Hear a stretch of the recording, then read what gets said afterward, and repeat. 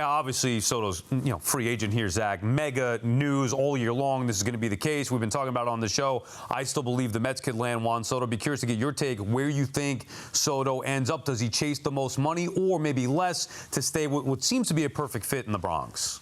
I'm sure it's a great situation for him in the Bronx, but I do believe that he's going to the highest bidder. Oh, yeah! Talk to me, Zach. Oh, More Zach. of that. Look what you've done, Yeah. Zach. Yeah, I mean, You got him Look all what you excited. activated. I think, we do see some players that, Trey Turner being a good example of very publicly saying he took less to go to Philly. I think that's rare, and we remember it because it's a rare situation. But most of the guys, they go to the highest bidder. Now, if it's, really close, there's tiebreakers and things like that. But, there's not going to be a Yankees discount. So, Zach, do you think the Yankees can get a head up here, being that they can negotiate with Juan Soto now prior to him hitting free agency?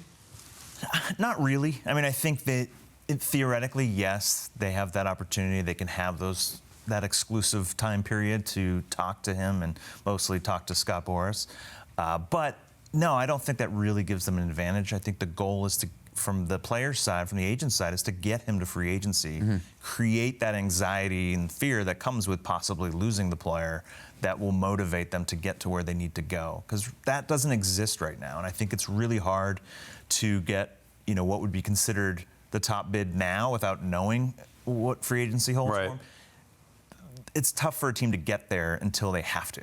That's right. That's a great. You see that fear all the time. I saw that fear with the Yankees when they thought they were losing Judge and ended up offering so much more than they wanted to. So that's I hadn't thought of it that way. But that's a great point. I do think the one thing I'll say counter to that is that when earlier in the season, when Hal Steinbrenner is going on the network that he owns, saying we're going to negotiate with Soto in season, we're willing to me, and I'm not saying this from a position of reporting. I want to be very clear about that. But that indicates a certain confidence to me. You are choosing to go out there and put that out there and get hope up among your fans. I agree. I don't think there's any chance Soto's signing or getting deep into talks with the Yankees before he hits free agency.